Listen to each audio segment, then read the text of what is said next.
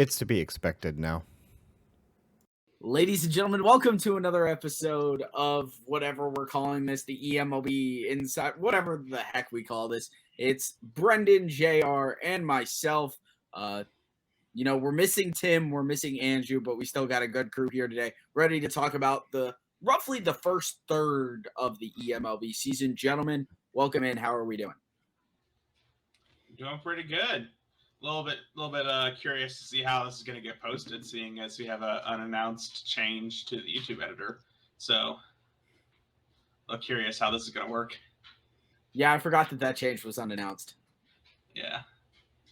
Mm. Kind of sounds like a lot of things, honestly, unannounced. Did you know Danny Bradford got traded? What? Danny Bradford? To Milwaukee weeks ago. When did that happen? Right before the start of the season. When did that happen? Or maybe right after the start of the season. Yeah, you got to download the file. It's Easter eggs. Oh yeah. Shall we take? Hold on. Should we go straight? Should we go straight to the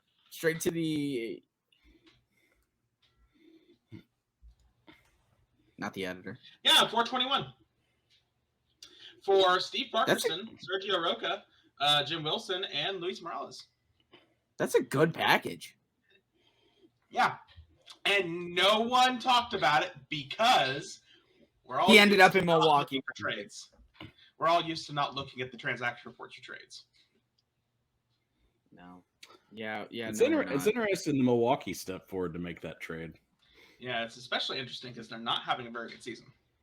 Yeah. Speaking of not having a very good season, shall we look at the standings so far as of the start of this? I feel like that's a good starting point for this. Let's do it. Kind of. You want to pull them up, Brenden, since you got the. We're on my thing. I didn't realize we were on my thing.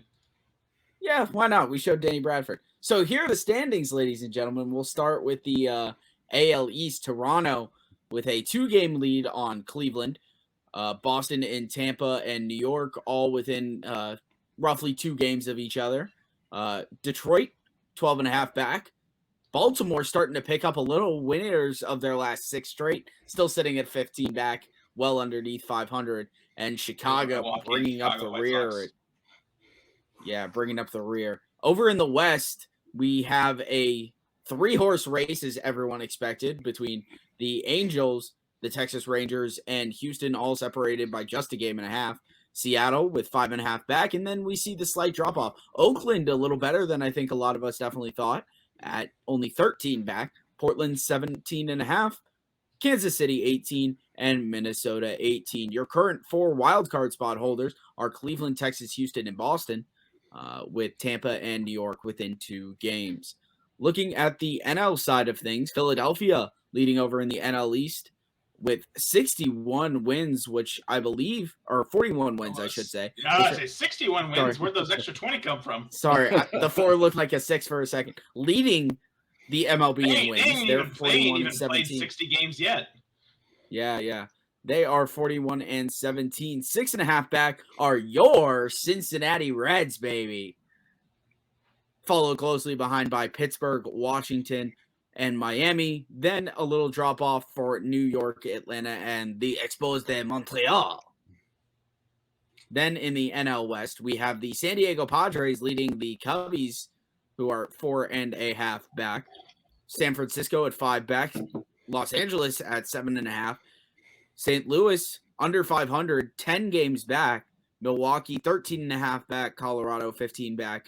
And rounding it out is the Arizona Diamondbacks at 16.5 back. Wild card shows multiple teams fighting for that spot. Chicago clinging on to the last wild card spot as it currently stands, with San Francisco, Miami, Los Angeles, and St. Louis all within 5.5 games of the wild card.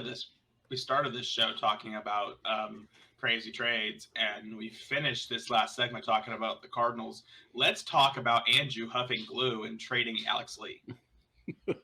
Yeah. That I think is the great way to say it. Huffing glue is that the Elmer's glue is getting a little close to him.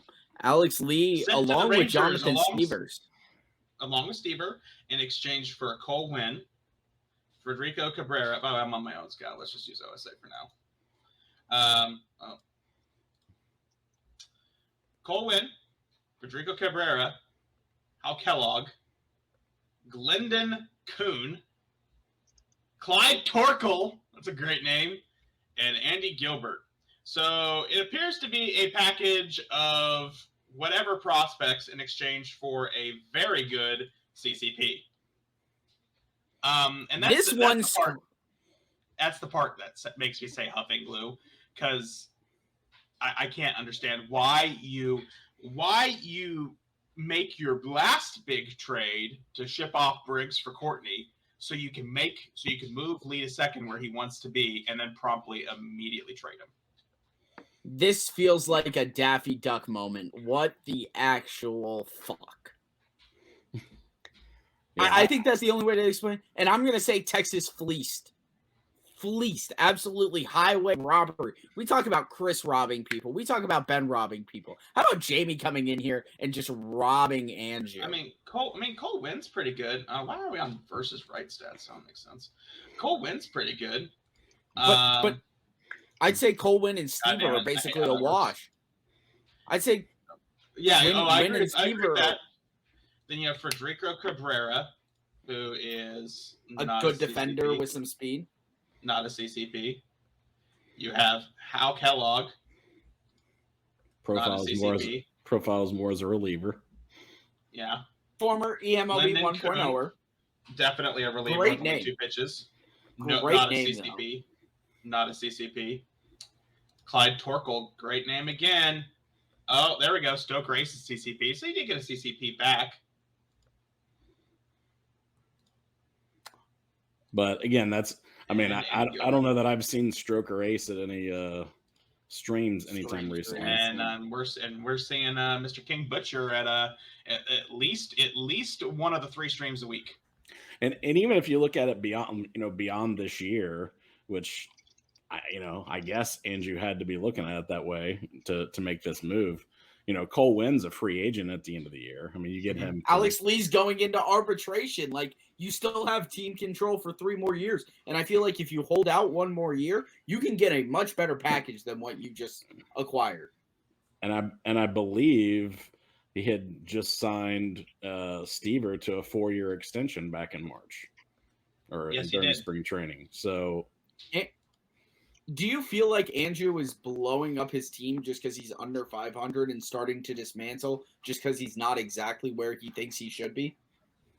I think that there are people make decisions for a variety of reasons. Some people make decisions because they think it's the right thing to do. Some people make decisions just to make decisions. Some people react emotionally and make choices emotionally, and I think Andrew is very much one of those general managers. And he's not here to defend himself, and I'm really upset that he's not here to defend himself because I planned on telling him he was huffing glue to his face, so I still have to watch this. I think this screams panic move more than anything.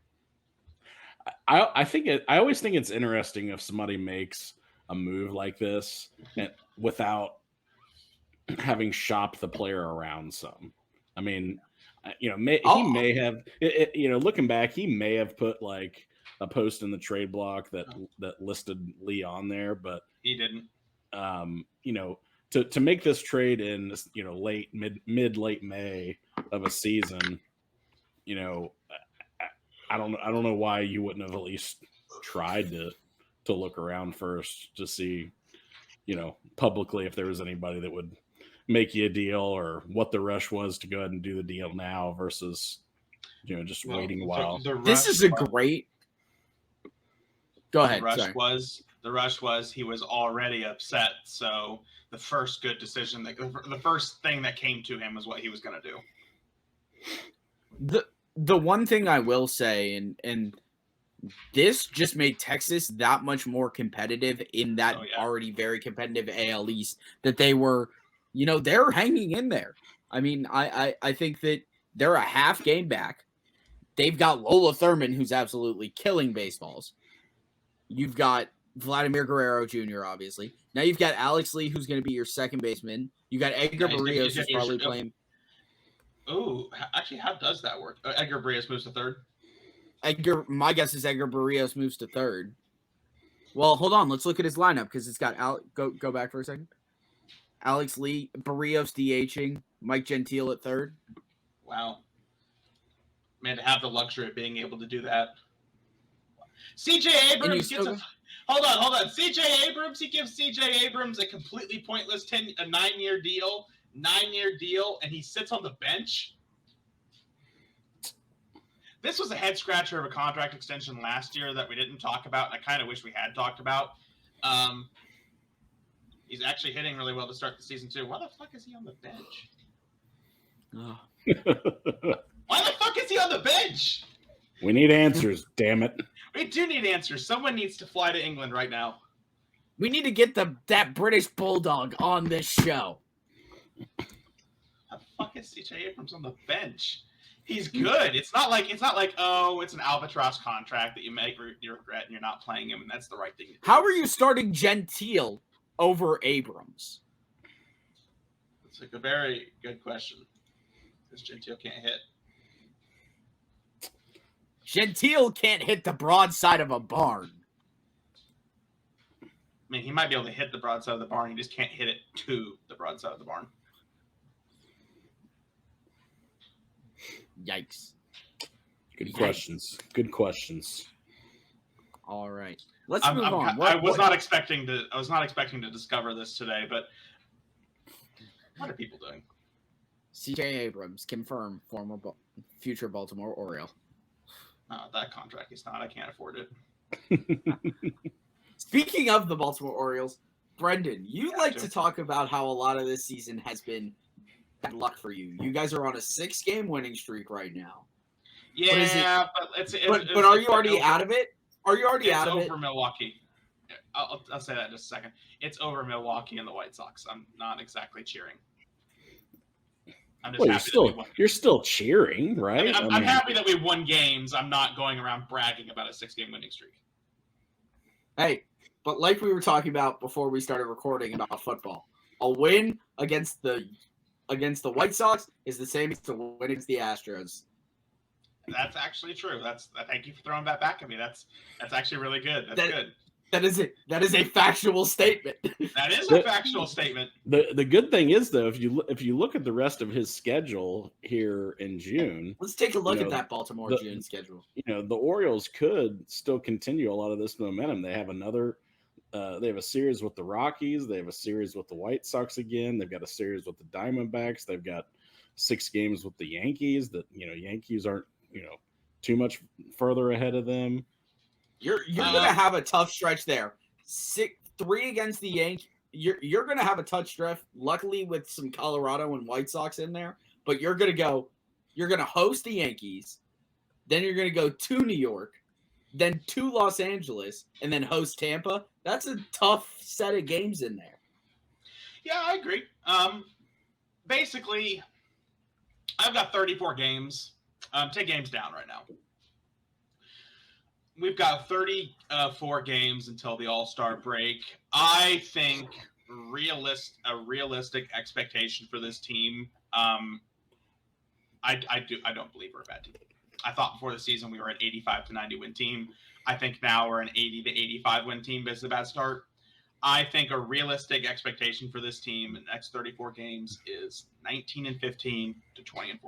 I think we can do that. I think 19-15 is probably a little bit more like it. That puts us 6 games down at the All-Star break, and we're a little bit happier about that. I mean, look ahead to July real quick for us, if you don't mind. You look ahead. Okay, you got the Mets who are struggling. Washington's a good team. Cleveland's a good team. Atlanta's struggling. Miami is hit or miss. San Diego's a good team, and Texas is a good team. So I think 19-15 is we're not home. We're home almost all of August. I think 19-15 is not out of the question for your team. No. I think it's especially if you handle business against the White Sox, the Rockies, and Arizona. You might be able to split in Los Angeles. I think there are some options there. Oh, he would love a split in Los Angeles. I think it's doable. I would love that if that's possible. We're on pitching stats. That's why.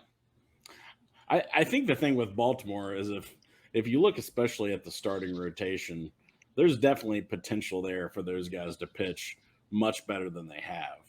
And if you have a run of good starting pitching day after day, that gives you a chance to win every single game. Yeah. We are 1 point ahead of the worst batting BABIP in the entire league. A 281 team BABIP. I'm at 297. I'll take that.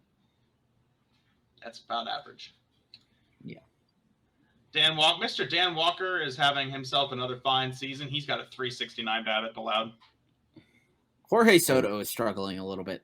Yeah, he's also been given the shits. Although Walker's just been crushing his last couple starts. I mean, that was a bit of a blow up, but mostly he's been doing good. Jorge Soto finally had a good start. A really good start. Brought his ERA down from 9 to 8.14. Yep. I'm thinking at this point in time, he should be able to finish the season around 6. 5. Okay. It's really hard to maintain. It's really hard to maintain a ERA above that. It's funny to see. It's funny to see with Soto, just like when you look at his splits, just how crazy bad he's been against right-handed batters of all things. Let's take a look at the stats. Actually, what's really funny is ratings-wise, he's actually got better stuff against left-handers. Yeah, but like, I mean, I know. I just wanted to see that for a second. Oh my God, 360 BABIP. Yikes! Yeah, and 8 home runs allowed, and then against lefties, he's just been 302. Yeah. Yeah, but, I mean, slugging against right-handed batters is 657 compared to 429 against left-handed batters. So speaking of, obviously I think that's a little bit of a surprise for Soto. But let's talk about our biggest surprises so far of the season. We're a third of the way into it. We'll start with you, JR. What is the biggest surprise for you? Biggest surprise for me, I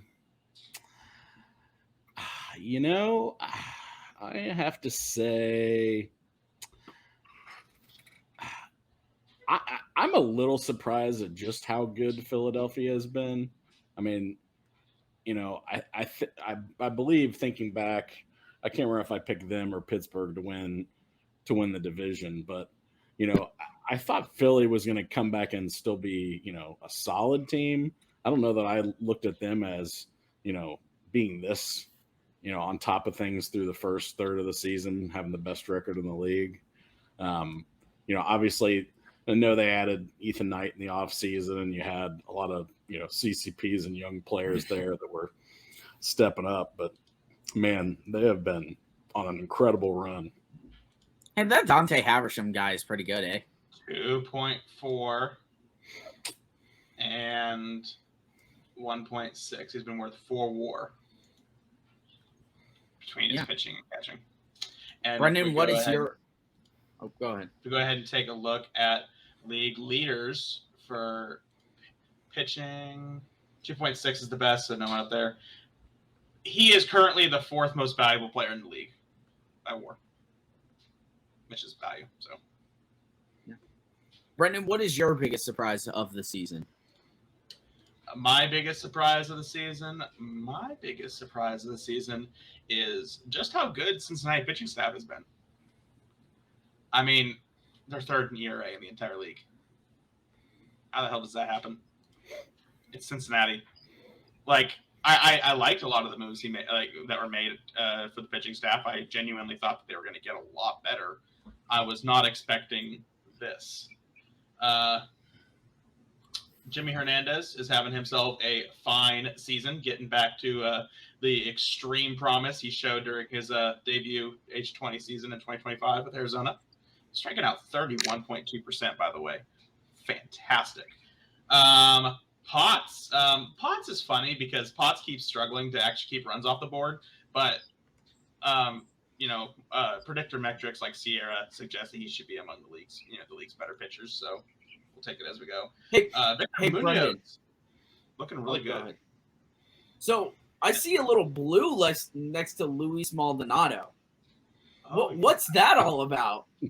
Well, if we go take a look at Game 2 of the Sim, they were playing the Houston Astros. By the way, let's just go ahead and look. Game of the day this morning, because this is being recorded on Sunday. What is the game? Houston took home a 6-3 win.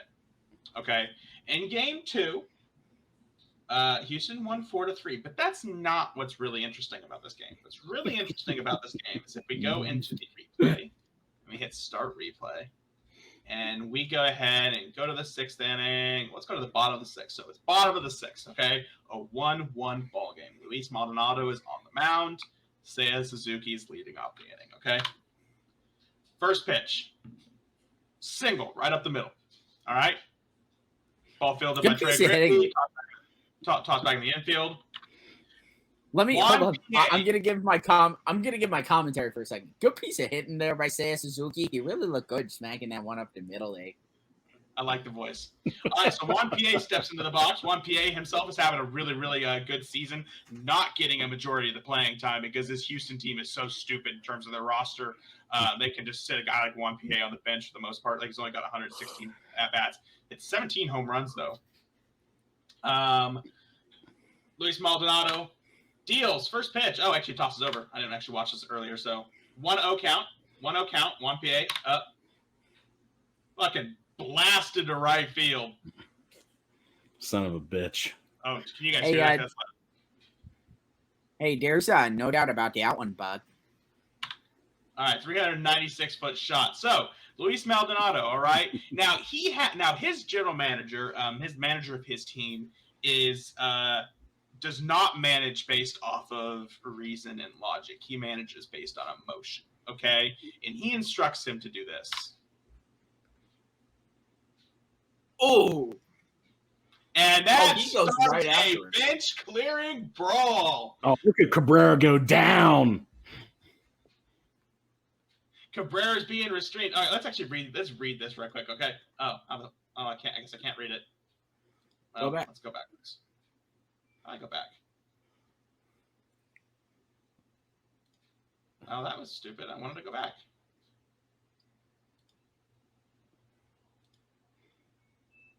I actually never play with this stuff, so I don't know how this works.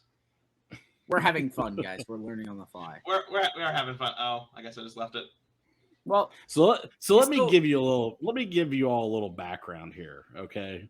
So, first of all, earlier in the game, Corbin Martin, pitcher for the Astros, starting pitcher, had beaned Robert Hassel III twice. Two times. Whoa.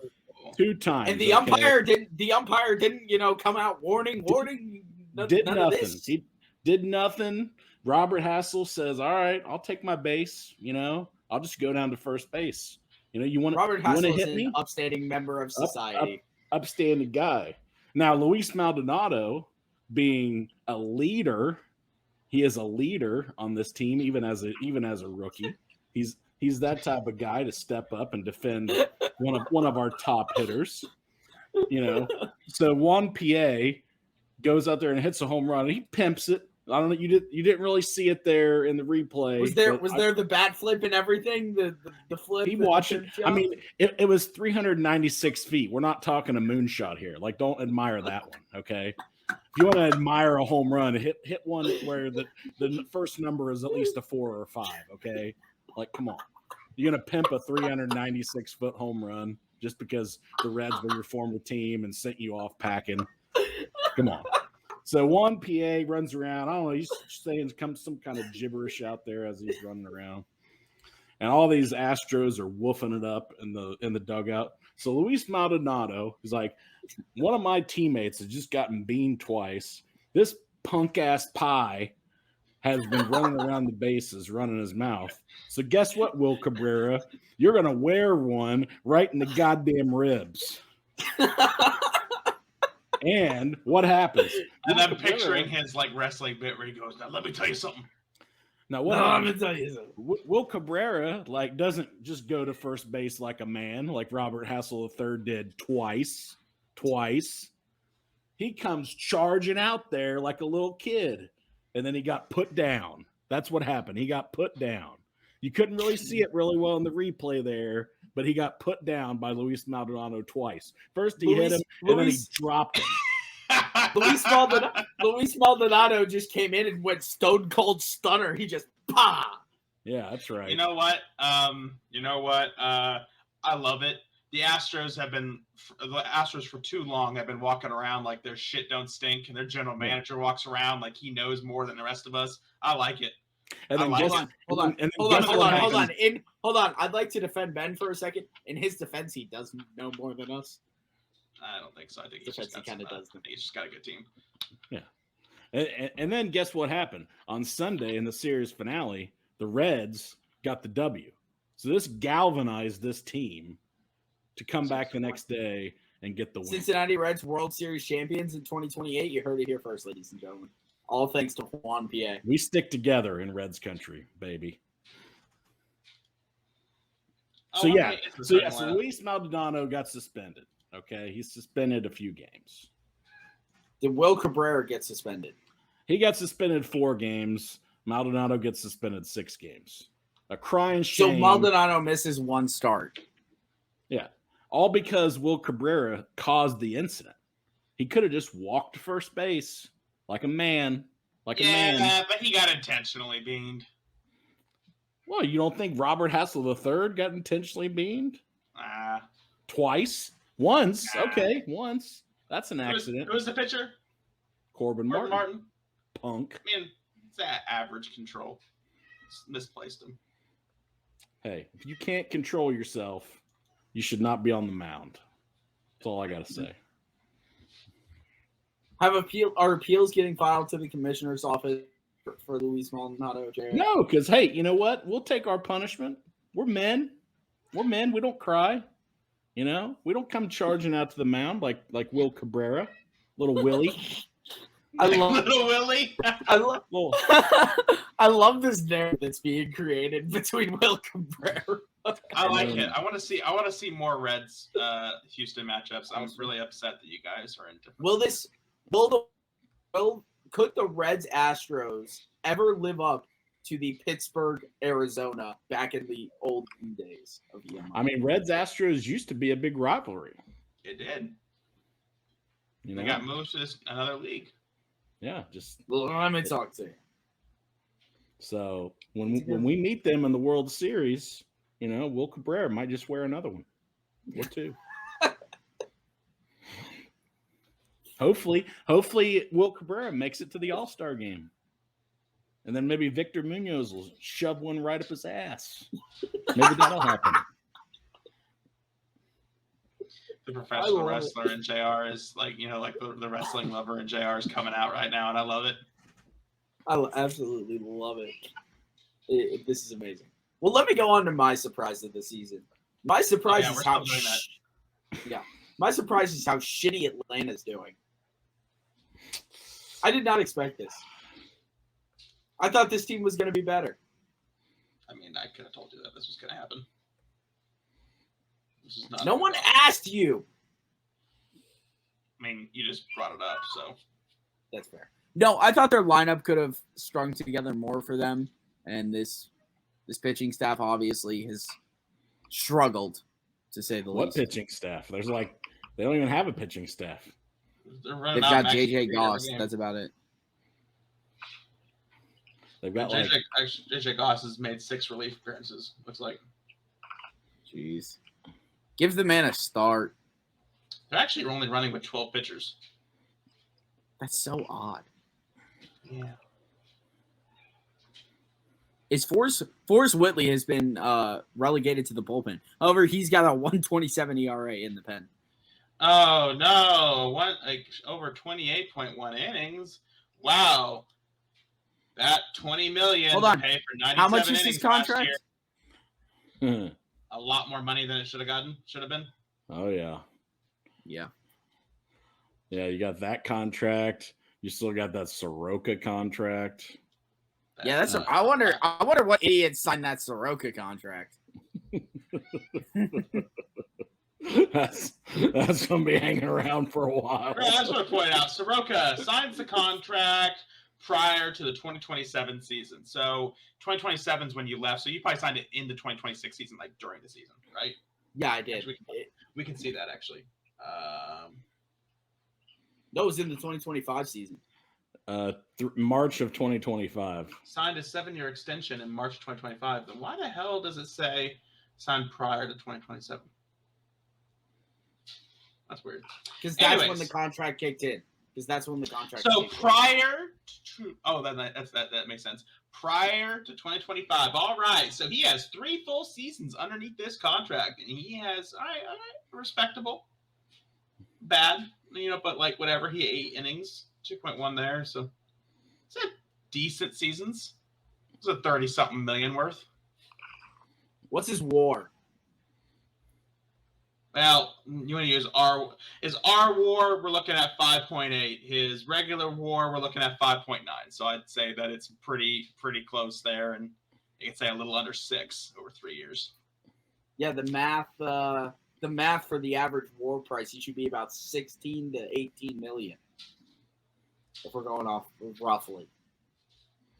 Wow, that idiot in Atlanta really screwed over the new GM. What an idiot. Yeah, that idiot in Atlanta kind of just ran his team into the ground and then dipped.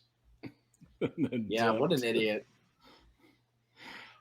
The funny thing with Atlanta though, just it feels like a lot of their guys kind of just plateaued and just haven't gotten any better or just regressed. Last year they were like way better than they should have been, especially the pitching. Look, show me that lineup again real quick, Brenden. On that lineup, how many of these guys are still on the team come trade deadline? Most of them. Yeah, I mean, who are you going to trade for? Jacques Landry is going to go. He's in the final year of his contract. I don't. Austin Riley, I could see going. Maybe, I guess. I mean, outside of a couple of our chronic traders, still huffing the glue. Ozzy Albies is in the last year of his deal. There's been a little bit of a slowdown in terms of movement. Maybe we'll see it pick up, but I mean, Freddie Freeman ain't going anywhere. I mean, no one's taking that contract. I mean, even your guys like Riley and Jacques Landry. I mean, maybe Landry just because he's a left-handed bat at third, and maybe somebody wants a guy there, but. I mean, they still have a couple of years left on their deals, and at least in the case of Riley, you could get production like his from a lot of people. However, that Riley contract is a pretty good contract, all things considered. Yeah, it was a good rewrite. Yeah, it's a great rewrite. I wonder when that contract was allowed to stay. When it was explicitly told to us that it would be wiped out. Yeah, I don't know. Interesting. Well, let's move on. So let's go ahead and do our 2 early Cy Young and MVP players as of the current moment. Who wants to start us off with? Let's start Cy Young.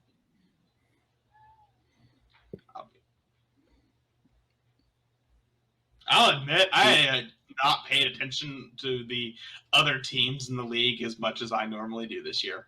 I've been more focused on myself. That is fair. I have a very poor idea of how everyone else is doing. I'll start my MVP one just because that one I know off the top of my head. As of right now, it is a 2-horse race between Lola Thurman and Kyler Murray, and right now it's Lola Thurman leading the way for me. Yeah, because catcher. And what is the word? Again, this goes back to the age-old debate. What does the word valuable mean? In my opinion, a catcher in Lola Thurman doing what Lola Thurman does is much more valuable than Kyler Little. That might also come from my disdain for Toronto. Neither here nor there. For me, I think it's Kyler Murray. I mean, he just does so many things out on the field, and I think he was well on his way to an MVP, potentially last year before he got hurt. So I think he's the guy in the AL for me at this point in the season. Yeah. Well, let's see here. If we take a look at the WAR leaderboards, there's the little man, Lila Thurman, the wrestler, the Predator, Ed Brown, John Gordon.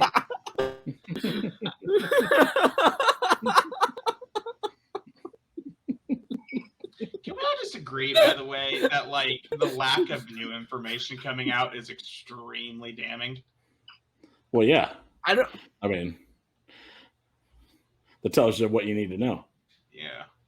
I like how he just is quiet.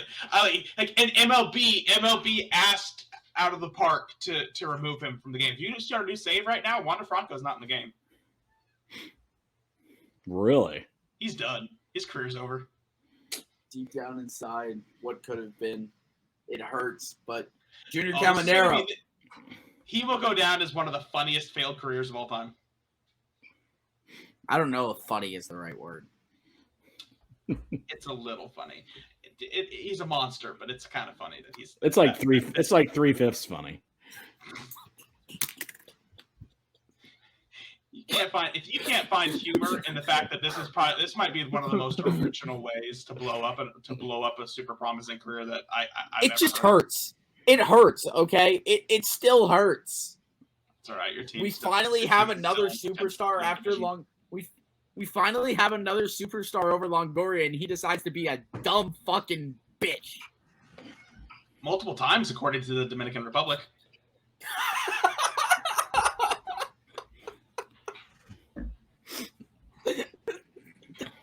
I've been wanting to talk to you about this for a little while. The only thing worse was the demise of Ray Rice, given that there was actual video evidence of it. More damning than the demise of Felipe Vasquez. Oh no, that's the worst. That's the worst one I've personally seen. How about Mike Fiers? Mike Fiers isn't he still around? How'd that one never come back to bite him? I don't know. Well, I do know, but I'm not going to say it. I'm not going to say it on this podcast. I'm not going to say why I think. Say it. No, I'm not going to. I'm not going to. Hold on. Fine, I will say it's of his complexion. Let's just put it that way. That's what I was going to say, so that works. Anyways, for MVP, I think between the two of Thurman and Murray, I think I'm going to give it to Thurman as well. But Murray does not lead more, but in almost all hitting stats that are uber relevant. So no, Thurman's right behind him as a catcher. Thurman believes in peace, not war. By the way, Jack Trainer has enough plate appearances to be qualified, and he's got a 448 on base. That is stupid. Oh wow, 426. Yeah, yikes. That's why. So in the NL, I'm going to give you guys a name that is probably going to surprise you in the MVP race here, because there's a lot of people that rank high in WAR, and there's guys we've talked about already. I'm going to throw out Michael Sean Kane. Yeah. Because Sean Kane. As long as somebody other than Danny Smith Jr. wins it, I'm happy. Because of what he means to that Giants lineup, and because of them having a bounce back year, being back in contention a little bit here after a really, really disappointing season last year. I mean, he is the linchpin in that lineup, far and away, their main cog. And obviously with him hitting, he's carrying them along with their pitching staff. He is the best hitter in the National League. I'm going to take a pretty big margin. As much as I want to say Dante Haversham, because, he's there. Give me EVC. Give me Eric Von Cola right now. I like what he's doing. He's putting together. He's also solid candidate right behind his own teammate. Exactly. Look, we've got a lot of sets of teammates. We've got the Kims in San Diego. We've got Red Dit in EVC. In Philly, we've got Haversham and Bobby Orr. And then we've got Smith Jr. and Michael Sean Kane. The NL is going to have a more exciting MVP race than the AL. I agree with that. Asher Tim is still my MVP choice. There's no one doing it with better defense, and you look at every single stat. If Asher Kim is not leading a stat, it's usually because it's a stat that's hard to lead in, like sacrifice flies or something like that, or because they're like pretty closely behind the leader. Except for stolen bases, which matter. Shout out Taylor Trammell. Oh, wow. Stolen bases. We know how much Brenden likes stolen bases. It's just, I mean, yeah, it's certainly exciting. Don't know how much value you're bringing to your team, but hey, getting extra bases that you wouldn't already get, eliminating a double play possibility, it adds to runs. It does add to runs, and getting thrown out massively hurts you. But he's only been thrown out 3 times. Yeah, Taylor Trammell's stealing bases at an incredible rate. So is the Predator.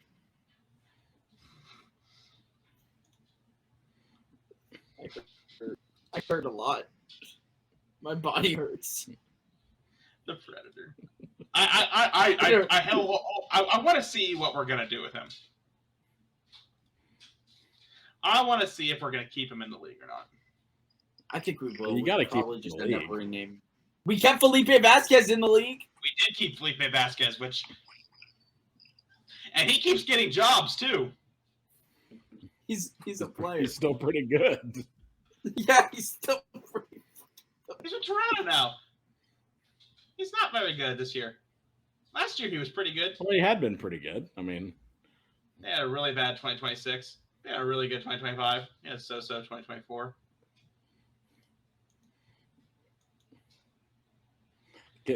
Can we talk about somebody that is due for a little bit of a regression when it comes to BABIP and Connor Siebold? Connor breaking the pay scale, Siebold. Brendan's favorite player, Connor Siebold. I wonder what idiot. Oh my God, 199. 199. Yeah, I like that. The FIP FIP is looking pretty in line with his career, especially if you look at the FIP minus 95. It's just slightly better than league average, call league average. Strikeout rate a little bit better. 90% or 9% better. No, not 9%. 0.9%. I can't do math apparently. It's late.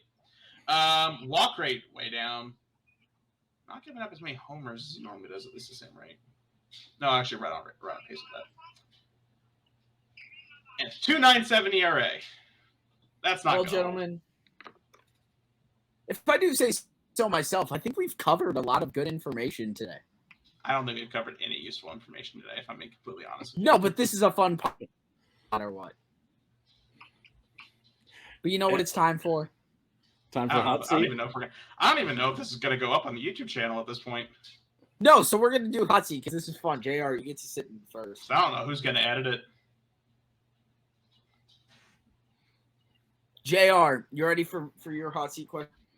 I'm ready. I'm ready to get hot. I need you to give me a wrestling promo for Luis Maldonado. That's not a question. The question not. Can you give me a wrestling promo for Luis Maldonado? So am I channeling my Luis Maldonado as if I was Luis Maldonado? Against do it however you feel like the best way to do it is. Yes.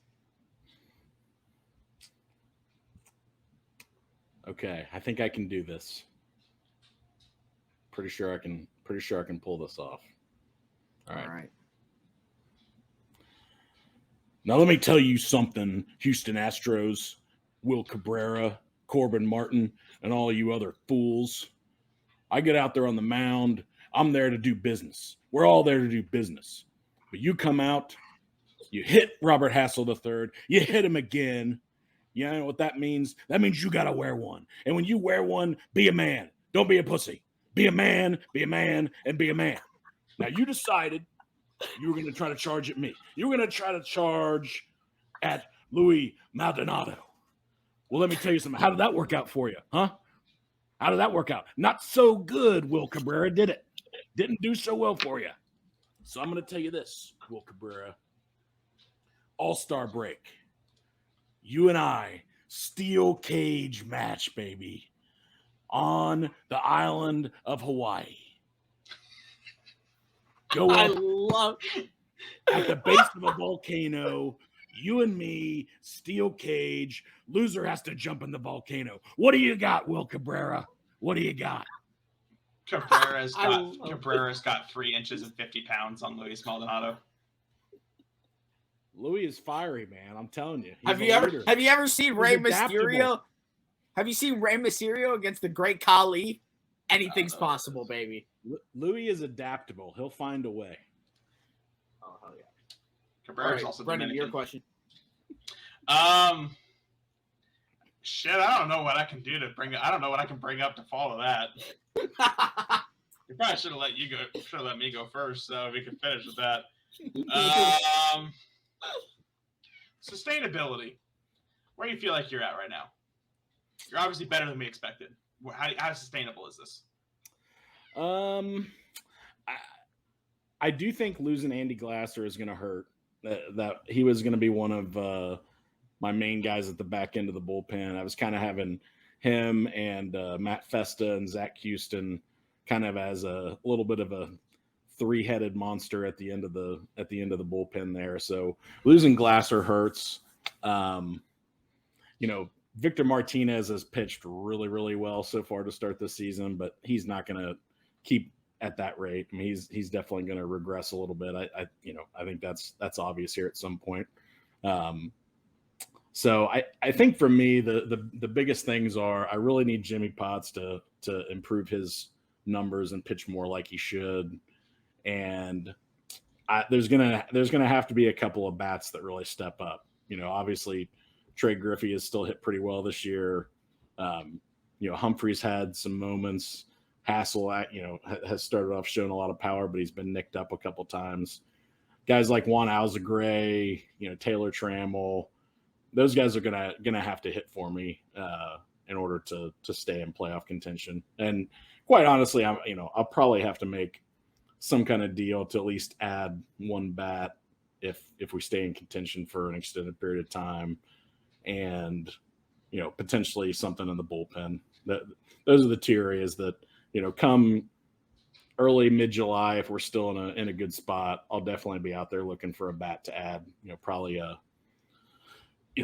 second base and shortstop spots. I'm getting really nothing out of the offense there. Mm-hmm. So if I could get somebody that's still pretty solid defender, but has a bat, because we have had a pretty good defensive team this year. So I don't necessarily want to just put a bat in at second or short and have the defense tank there. But somewhere along the way, I'm going to have to add a bat or 2. All right. I like it.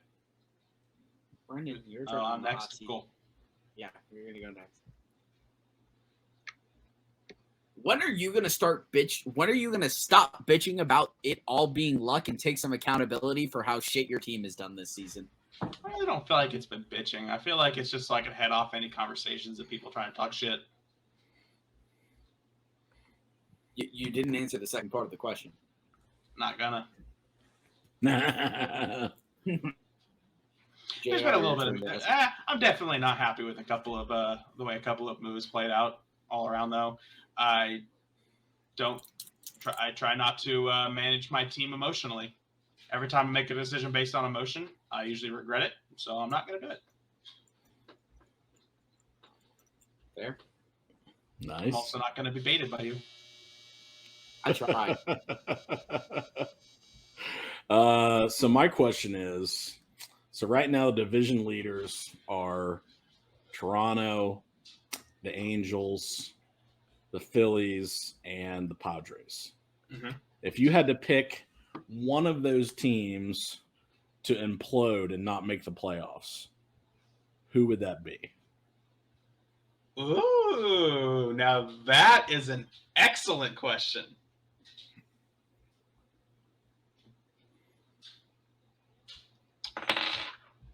LA. Here's the reason I'm saying so. The Padres, my mind, for the last 4 years, are top to bottom one of the most consistently successful teams in the league. The pitching has been much worse this year, but I also think that they're just too good. And similar with Toronto, their offense is just so dominant. Get out the fuck out of your cat. Their offense is just so dominant that I don't see anybody else catching them. And I don't see them like missing the playoffs with that offense. Philly could, but Philly is just ridiculously good right now, and I don't see them missing the playoffs either. That leaves LA, and I can see a scenario where Houston and Texas get super hot, and Cleveland and some combination of Seattle and Boston are able to edge them out of the wild card spot, because they're all pretty close in terms of wins right now, a third of the way through the season. Yeah, makes sense to me. Sorry, Tom. All right, it's my turn. It's your turn. Yeah, it's your turn. I'm going last. Okay. Obviously, we talked a little bit about the trade that Angie made with Alex Lee. As we look ahead, it's not going to be too much longer until we get to July and then get to the trading deadline. Who do you think will be the biggest name traded in July? Biggest name traded in July. Give me.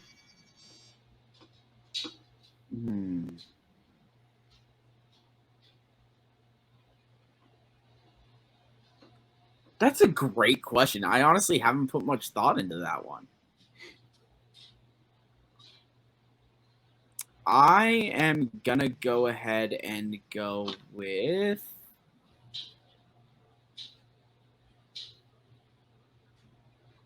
I'm going to go weird. I'm going to say we're going to see Aaron Cross traded at this deadline. I don't think that's that weird. I don't think it's that weird. I think Tim needs to capitalize on it now. You've got the owner of Aaron Cross in Minnesota. You've got other teams who have definitely kicked the tires on Aaron before, and there would definitely be a lot of suitors for what Cross brings to a team. Specifically his 67 OPS plus. Yeah, I'm sure. Your question, Brenden. I actually don't have anything super dramatic. When are the Tampa Bay Rays going to acknowledge the fact that their manager is going to blow this team up at some point in time this year? So at what point in time do you get restless, having not made a major trade in approximately 2 months? At what point in time do you get restless and say, I'm a couple games back, I'm going to trade for some big upgrade, and then have that blow up in your face too? Old me would say in 2 weeks. New me, who has other responsibilities and doesn't have sitting in college classes being able to deep dive into the file like I was used to be able to with my old job as well. I don't think I'm going to do that. I think that I am in a year where I said, I don't think we're going to do that well. Didn't think I was going to be above 500 at any point, to be quite you. So for me, the fact that I am doing if I can hover around 500, maybe somehow find a way to win some more games and be around a wild card spot? Maybe do I make a small move here and there? Yes. But the core of my team and what it is, I can't blow it up. Okay. That wasn't originally going to be my question, but you kind of like, taunted me into that. So I you kind of did. You handled the answer well.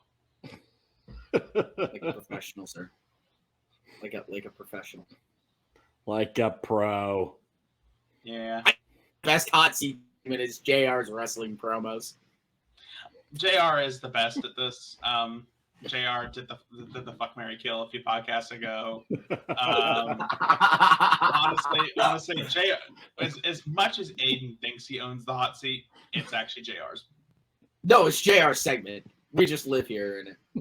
Yeah. Hey, I just follow you guys' lead. I mean, I'm just a part of the wheel here. JR, we do have one last question for you. Under Astros hitting the All-Star game, the number is set at 0.5. Will we see an over or under on that? Well, I would say over because I think there's a pretty good chance that I can get a pitcher on the All-Star team.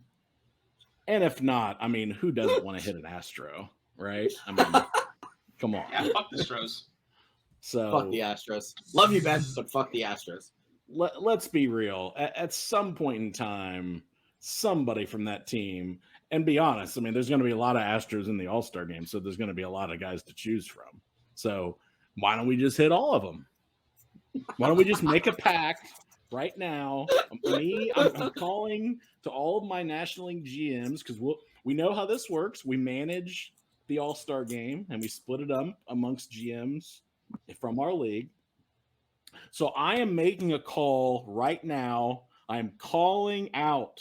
I'm sending a signal to all of my NL brethren. Let's bean the Stros. Bean the Stros. Hashtag bean the Stros in the All-Star game. Let's make it happen. Hashtag bean the Stros.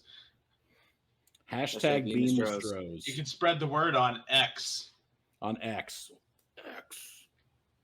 Or Instagram. We can gram it too. We can gram it. Can we Wait, Facebook it too, or is that? Just wait until we start seeing eMLB Instagram. On Faceback. Faceback. Yeah. Let's put it this way. In the old days of MySpace, okay, Will Cabrera would not be on Luis Maldonado's top 8. Let's just be real about it. Okay. I don't even get that reference.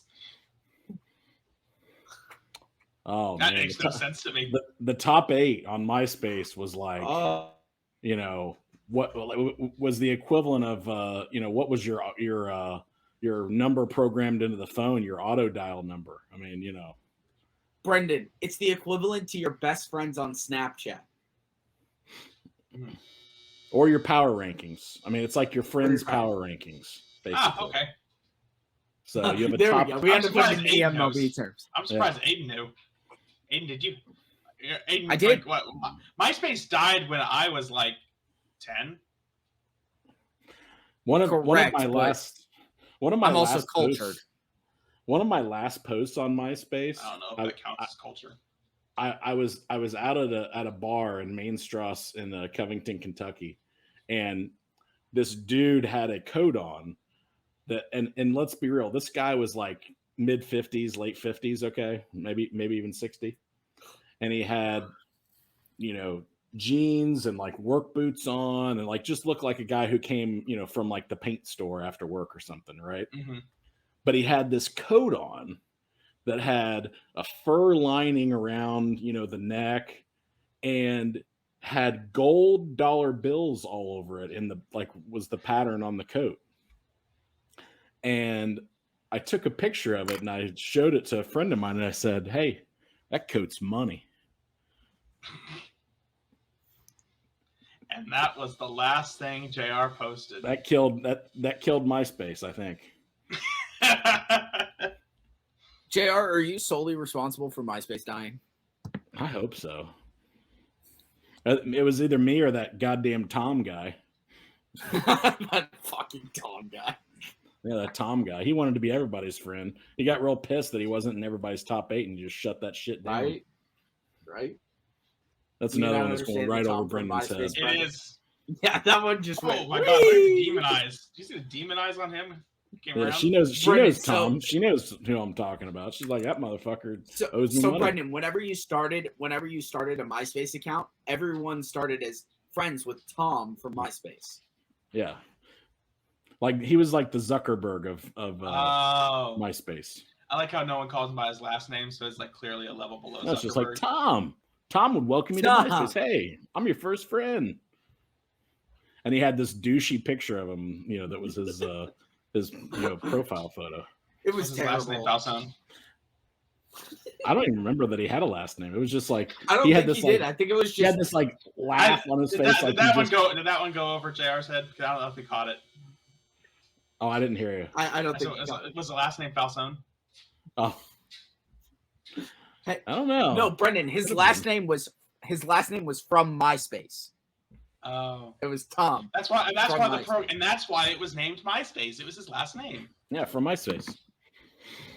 Tom from MySpace. It's Polish. It's. I think it's Slovakian, if I'm not mistaken. Oh my god. Well, this has been a fun detour. This needed to end about 5 minutes ago. This is great. I love this. I absolutely love this. Well, this has Good been a fun times. episode. For JR, Brendan, and myself, Aiden, thank you so much for watching. Please like, comment, all that fun stuff. Join the Discord to get more information. And until next time, don't die. We'll see you later. Being the Hopefully not. Stros.